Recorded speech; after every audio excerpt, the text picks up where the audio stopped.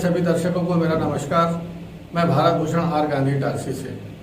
सबसे पहले आप सभी को रंग पंचमी की और गुड फ्राइडे की शुभकामनाएं।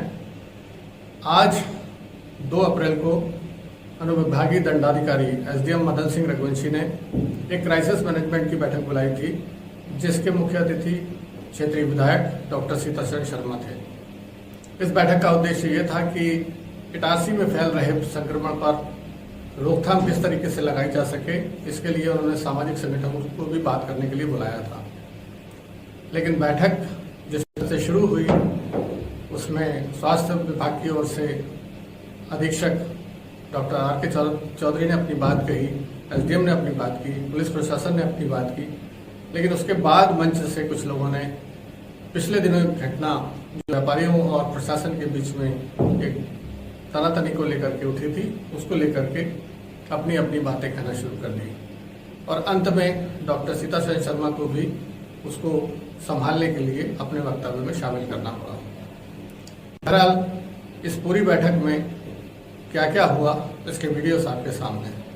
सबसे भी मेरा आग्रह है कि अपने क्षेत्र के सभी नागरिकों को अपने इन्हीं 4 सेंटरों में शीघ्र अपन अगर वैक्सीनेशन करवा लेते हैं तो संक्रमण की दर भी कम हो जाएगी और संक्रमण से होने वाले कॉम्प्लिकेशन, मुख्य रूप से जो कॉम्प्लिकेशन हो रहे हैं वैक्सीन के बाद, जो कॉम्प्लिकेशन की रेट है वो कम भी हो जाएगी, उनकी सीवियरिटी भी कम हो जाएगी। ये सबसे बड़ा बेनिफिट है वैक्सीनेशन।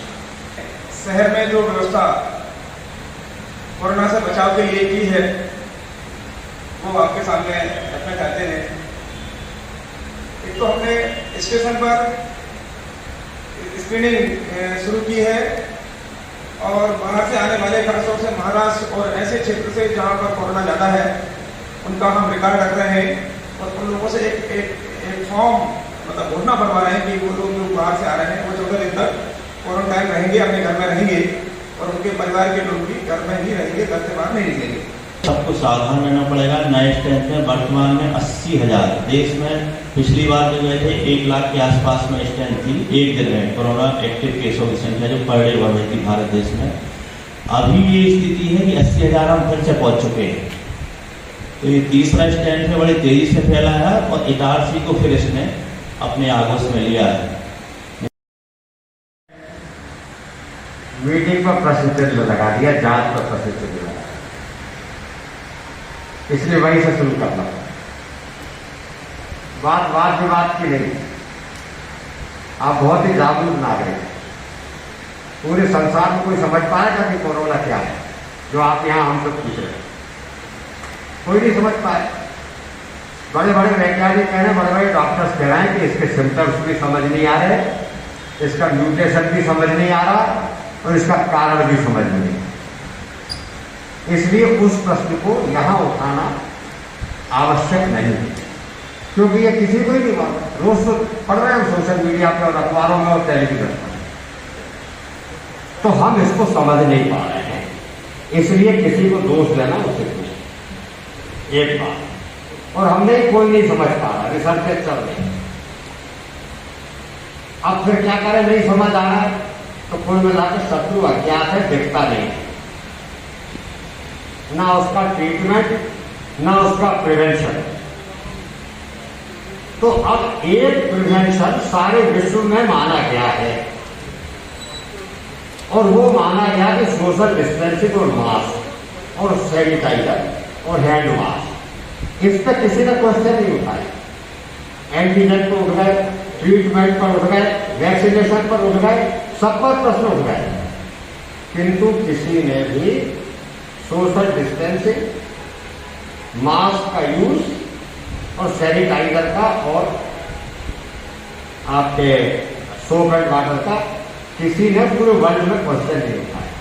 तो हम ये प्रिज्यूम कर सकते हैं कि यही एक तरीका है जिससे हम कोरोना से बच सकते हैं। अब बात आई व्यापार की, तो दीपक भाई ने कहा और बहुत से साथियों ने कहा, और वो गांधी साहब आ गए थे, जबरदस्ती माइक नेक्स्ट तो उन्होंने भी अपनी बात कह ही दी।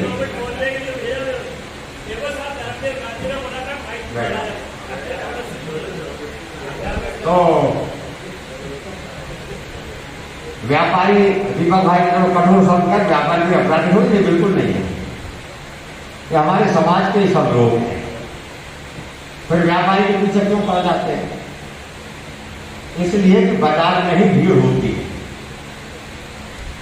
और बाजार व्यापारियों से गुलजार होता है। तो भीड़ कम करना है तो व्यापारी पर नियंत्रण करना पड़ता है, दुश्मनी के कारण नहीं। आप कहीं भी चले जाइए पूरे देश में, हमारे देश का ये एक चलन है। चाहे गांव का बाजार होगा तो गांव के बाजार में भीड़ होगी, शहर का होगा तो शहर के बाजार, और नहीं तो अपने अपने चबूतरे पर 2-4 लोग बैठ के गप लगाते, इकट्ठे होकर भीड़ नहीं होती।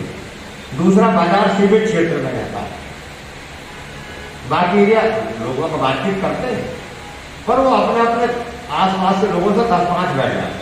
पर बाजार क्योंकि एक क्षेत्र होता है तो वहाँ कंसोलिडेशन होता है, वहाँ इकट्ठे होते रहते हैं।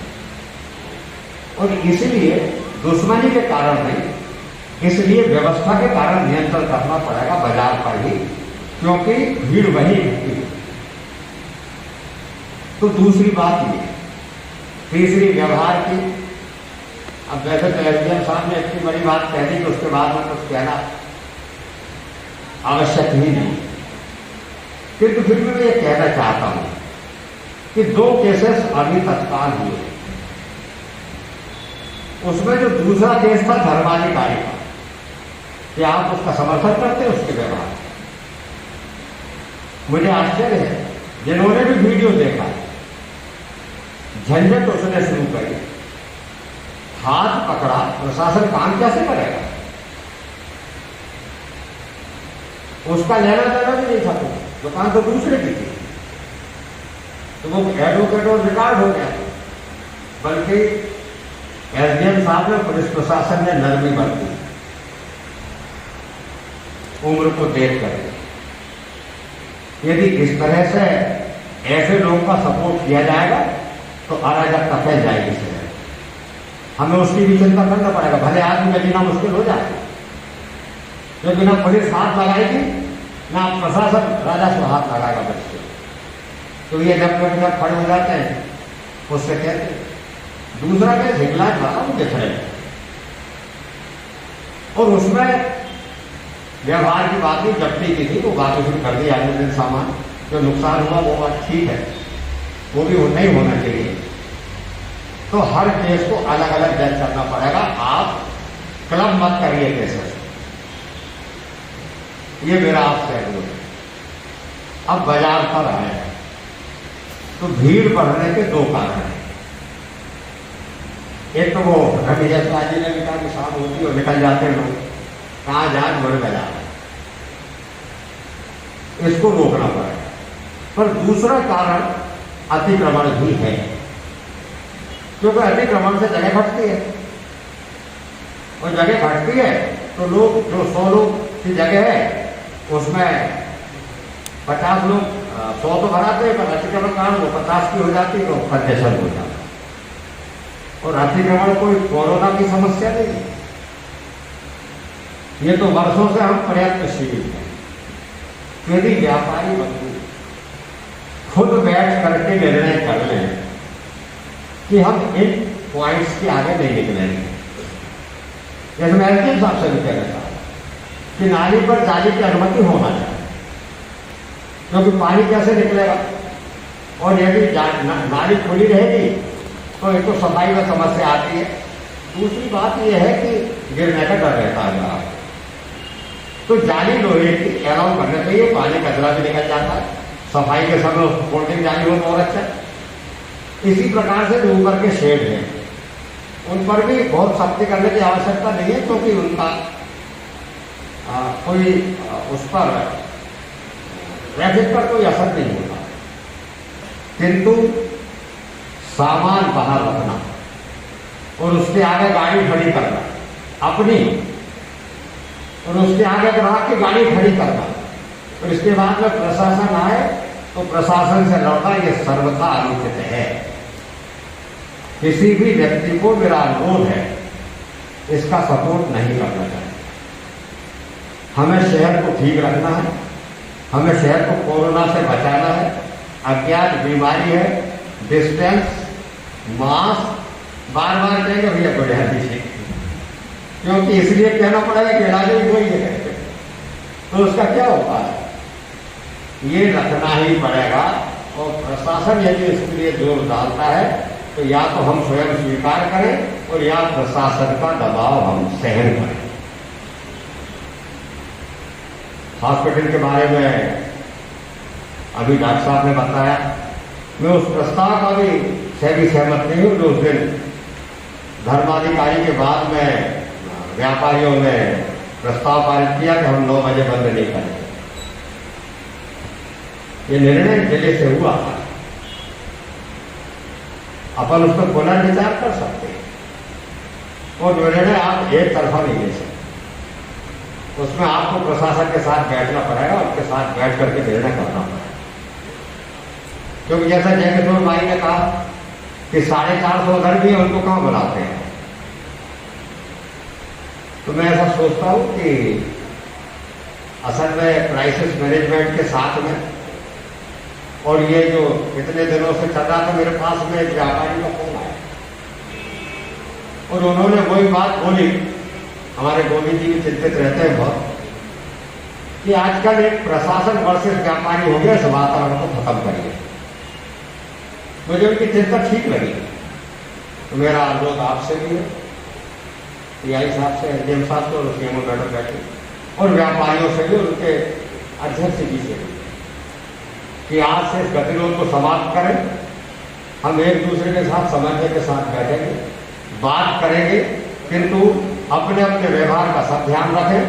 अतिक्रमण यदि होगा, मास्क यदि नहीं लगाएंगे, डिस्टेंस तो थोड़ा मुश्किल होता है, पर ये 2 काम तो हम कर सकते हैं, तो प्रशासन सख्त होगा, प्रशासन नम्रता से किंतु दृढ़ता से उसको हटाएगा।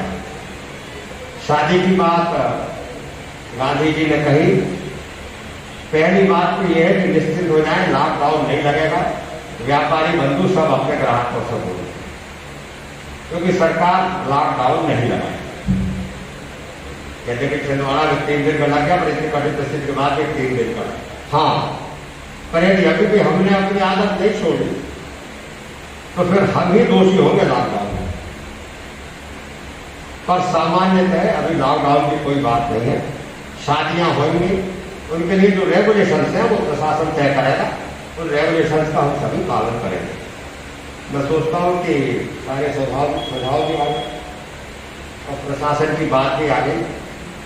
मैं एसडीएम साहब से अनुरोध करता हूँ कि यदि कोई गाइडलाइन हो जो आपके यहाँ से या जिले से निर्णय हुई हो, तो 1-2 लाइन में 3 लाइन यदि आप बताना चाहें तो बता दें। आप सभी को धन्यवाद। इस पूरे घटनाक्रम में क्राइसिस मैनेजमेंट में जो सकारात्मक बात आई, उसमें सहयोग करने के लिए लायंस क्लब इटारसी के सभी सदस्यों की ओर से एक घोषणा की गई, जिसमें 10,000 मास्क प्रशासन को उपलब्ध कराने की बात की। साथ ही इस घोषणा से पहले उन्होंने यह भी स्मरण कराया कि पिछले स्टंट में भी इटारसी के लायंस क्लब के लोगों ने प्रशासन का सहयोग करते हुए न केवल पुलिस प्रशासन को, खासतौर पर इटारसी सुदर्शन क्लब ने पुलिस प्रशासन को पीपी किट दी थी और स्वास्थ्य विभाग को भी बड़ी संख्या में पीपी किट विधायक डॉक्टर सीतासेन शर्मा के द्वारा उनके माध्यम से प्रदान की थी। इस पूरे घटनाक्रम में ये बात ध्यान देने वाली है कि इस क्राइसिस मैनेजमेंट की बैठक का जो उद्देश्य था वो ये कि कोरोना जिस तरीके से अपने पैर पसार रहा है, लोगों को उसमें सहयोग करना चाहिए, व्यापारियों को अपनी ओर से सहयोग करना चाहिए, और जहां तक हो सके जब भी कोई संक्रमित व्यक्ति इस तरीके से होता है या कोई संशय उसके अंदर आती है तो वो स्वयं को आइसोलेट कर ले। आज बस इतना ही, कल किसी और मुद्दे पर मैं आपके सामने समक्ष हाजिर होऊंगा। तब तक के लिए इजाजत दीजिए। नमस्कार।